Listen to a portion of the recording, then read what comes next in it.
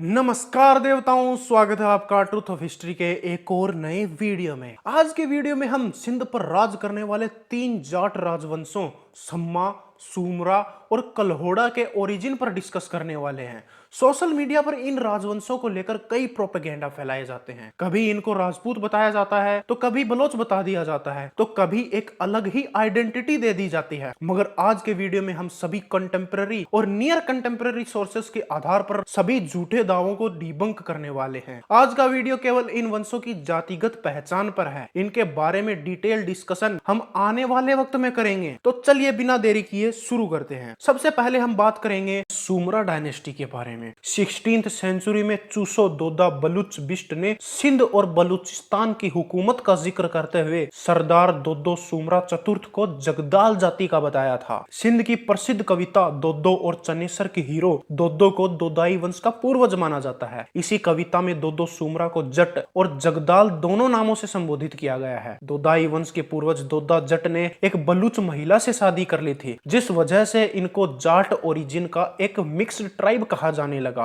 अंग्रेजी इतिहासकारों ने भी 16th सेंचुरी में लिखी गई तबाकत ए अकबरी के हवाले से सुमरा वंश को जाट ही बताया है। जटकी और पश्चिमी पंजाबी की डिक्शनरी में भी सुमरा वंश को जाट कहकर ही संबोधित किया गया है। यहाँ सुमरा को सोमरा भी कहा जाता है। सोमरा आज भी हिंदू, मुस्लिम और सिख जाटों की एक बहुत बड़ा गोत्र है। हो सकता है अब कुछ लोग कहेंगे कि जगदाल जाति का जट्टों से क्या मतलब है, तो उनकी जानकारी के लिए बता दूं कि सिंध में जट्टों को बलोच लोग जगदाल नाम से ही बुलाते हैं। इस बारे में हम जब सुमरा जाटों पर डिटेल वीडियो डालेंगे तब उसमें अच्छे से डिस्कस करेंगे। पंजाब डिस्ट्रिक्ट गजेटियर में मुल्तान की जेलदारियों का वर्णन करते हुए लह्या जिले में सुमरा जाटों की एक रियासत का भी जिक्र किया गया है, जहां इन्हें साफ तौर पे जाट ही लिखा गया है। इस एरिया के सुमरा सरदार हमीर के वंशज हैं। हमीर को सम्मा जाटों ने मार डाला था। हमीर के ही वंशज बहाउद्दीन ने लया में अपना राज कायम किया था। रिकॉर्ड्स के अनुसार 14th से 15th सेंचुरी में सुमरा जाट मुल्तान, खानगढ़, सुजाबाद, लोधरण, उच्छ, बहावलपुर, लया, झांग, मनकेराह, मियाबाल और थल के इलाकों में आकर बस चुके थे। इस्लाम कबूल करने से पहले सुमरा जट अपना मिथिकल ओरिजिन यदुवंशी जट राजा समर से जोड़ते थे, जिसने समरकंद बसाया था। और उसी जट राजा का एक और बेटा हुआ, जिसके वंशज आज जैसलमेर के राजपूत माने जाते हैं। गौर करने वाली बात यह है कि सारे सेंसस पॉपुलेशन रिकॉर्ड्स में सुमरा वंश को जाट ही लिखा गया है। कहीं भी सुमरा वंश के राजपूत होने का कोई रिकॉर्ड ही नहीं मिलता। अब जानेंगे सम्मा डायनेस्टी के बारे में। कंटेम्पररी सोर्स चचनामा के अनुसार सम्मा वंश लोहाना जट्टों की ही एक ब्रांच है। जब मोहम्मद बिन कासिम ने अपनी एक जासूस सिंध में जट्टों की स्थिति जानने के लिए भेजा, तब उसने वापस आकर लोहाना जट्टों का जिक्र करते हुए सम्मा और लाखा वंश को जट्टों में ही सम्मिलित बताया। जिसके बाद 16th सेंचुरी में भी सिंध के ही एक इतिहासकार मीर मोहम्मद मासूम शाह बखरी ने सम्मा वंश को जट बताया। यानी 16th सेंचुरी तक भी सम्मा अपनी जट पहचान को भूले नहीं थे। तुहफत अल किराम से सम्मा जट्टों की वंशावली भी प्राप्त होती है, जिसके अनुसार ये जट खुद को श्री राम, लक्ष्मण और दशरथ का वंशज मानते थे। यानी कि सीधी बात यह है कि इस्लाम अपनाने से पहले ये सम्मा जाट खुद को सूर्यवंशी कहा करते थे। संस्कृत के महान ज्ञाता आचार्य हेमचंद्र ने अपने ग्रंथ दव्याश्रय काव्य में व्याकरण के नियमों के साथ ही चालुक्य राजवंश के इतिहास का भी जिक्र किया है, जिसमें चुड़ासमा राजपूतों के पूर्वज गृहरिपु और मूलराज सोलंकी के बीच हुए युद्ध का जिक्र करते हुए गृहरिपु के मित्र लक्ष का भी नाम लिखा गया है। लक्ष नाम लाखा नाम का ही संस्कृत वर्जन है, जो फूला का बेटा था और कच्छ देश का राजा हुआ करता था। जब मूलराज सोलंकी ने जम्बू माली नदी पर डेरा डाला, तो गृहरिपु का एक सेवक उसके पास आया। मूलराज के आने का कारण पूछे जाने पर सेवक ने पूछा, क्या जाट सरदार राजा लाखा और उनके सैनिक आपको परेशान करते हैं? इसीलिए शायद आप मेरे राजकुमार से परामर्श करने यहाँ आए हैं। नीचे दिए गए संस्कृत कथन में राजा लाखा को जाट मुखिया के रूप में वर्णित किया गया है। और जैसा कि आप जानते ही हैं, हम पहले के वीडियोस में व्याकरणों के नियमों के अनुसार ये साबित कर चुके हैं कि जर्त शब्द संस्कृत में जाट समुदाय के लिए ही उपयोग होता आया है। तुहफत अल किराम के अनुसार जब सुमरा जट्टों ने अपनी हुकूमत की घोषणा की, तब सम्मा जट्टों को कच्छ क्षेत्र की तरफ आना पड़ा। यह लड़ाई जट्टों के आपस की लड़ाई थी, जिसमें एक जाटवंश के बर्ताव के कारण दूसरे जाटवंश को अपना क्षेत्र छोड़ना पड़ा था। कमाल की बात यह है कि जडेजा राजपूत खुद को इन्हीं सम्मा जट्टों का वंशज मानते हैं। इन्हीं सम्माओं में से एक प्रमुख वंश घुरारों का था, जो जडेजा वंशावली में भी पाया जाता है। घुरारों के दो बेटों मोद और मणई ने वाघम चावड़ा और 7 प्रमुखों की हत्या करके कच्छ क्षेत्र पर अपने पैर जमा लिए थे। इसी वंश में आगे चलकर राजा फूल का उदय हुआ, जिसका एक पुत्र लाखा था, जो लाखा फुलानी के नाम से जाना गया और कच्छ में सबसे प्रसिद्ध योद्धा के साथ ही जडेजा राजपूतों की वंशावली में एक प्रमुख व्यक्ति बन गया। उसने कच्छ में सम्मा शक्ति को मजबूत किया, लेकिन उसके विरोधी मूलराज सोलंकी ने उसे धोखे से मार डाला। ये वही राजा लाखा है जिसे आचार्य हेमचंद्र ने इतने समय पहले ही जाट लिखा था। सम्मा और सुमरा के बाद अब जानेंगे कल्होड़ा डायनेस्टी के बारे में।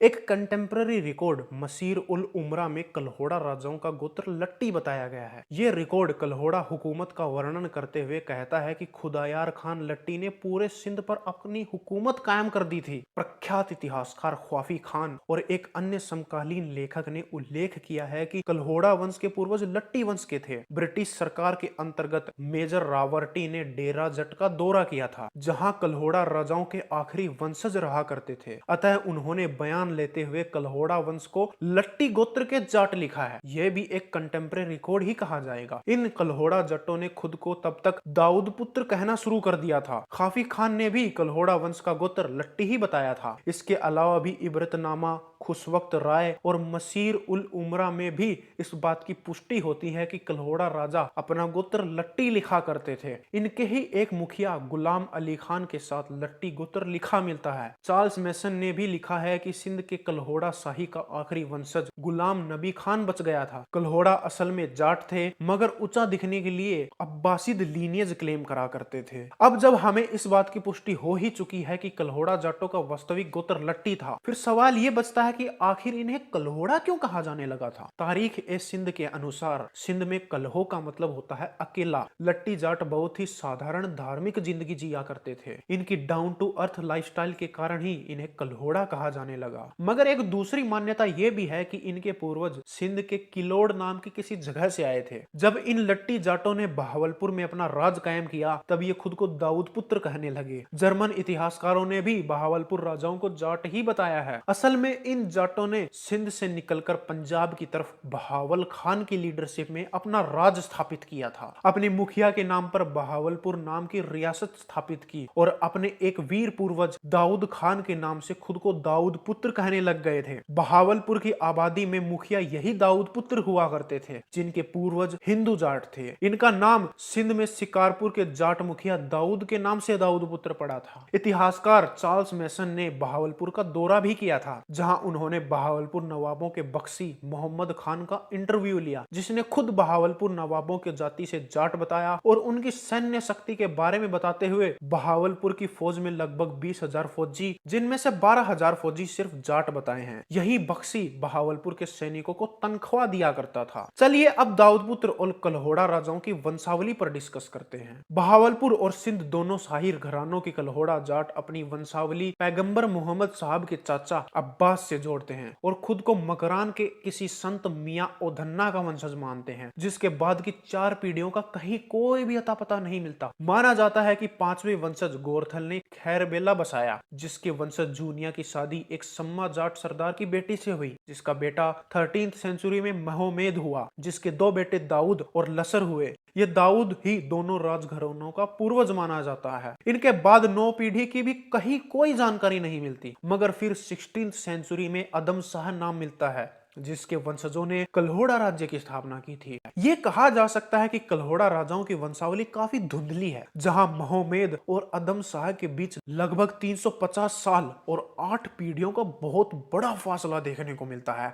मगर बहावलपुर के कल्होड़ों की वंशावली तो इससे भी ज्यादा गड़बड़ नजर आती है। इस वर्जन के हिसाब से अब्बासी खलीफा के राजघरानों में से एक सुल्तान अहमद के वंशज अहमद सिक्स्थ ने सिंध पर 14th सेंचुरी में हमला किया था, जिसके बाद उसके बेटे अबू नासिर ने और बाद में अब्दुल खैर ने राज किया। हालांकि सोचने वाली बात यह है कि ऐसे किसी भी हमले का कोई भी रिकॉर्ड ही नहीं पाया जाता। अब्दुल खैर के बाद सिकंदर खान और फिर फतेहुल्लाह खान ने राज किया, जिसने इस वंशावली के अनुसार खैरबेला शहर की स्थापना की। सिंधी कल्होड़ों की वंशावली के अनुसार गोरथल 12th सेंचुरी में ही मकरान छोड़कर खैरबेला चले गए थे, मगर बहावलपुर कल्होड़ों की वंशावली के अनुसार तो इस शहर की स्थापना ही फतेहुल्ला खान ने 15th सेंचुरी में की थी। इससे यह पता चलता है कि वंशावली में एक बहुत बड़ा ब्लंडर है। फतेहुल्ला खान के बाद पहला खान और बाद में चीनी खान ने राज किया, जो 16th सेंचुरी के अंत में मुल्तान के मुराद मिर्जा से मिले थे। मगर एक और कमाल की बात यह है कि मुराद ने कभी ऐसी किसी मुलाकात का कहीं कोई जिक्र नहीं किया। चीनी खान के दो बेटे हुए,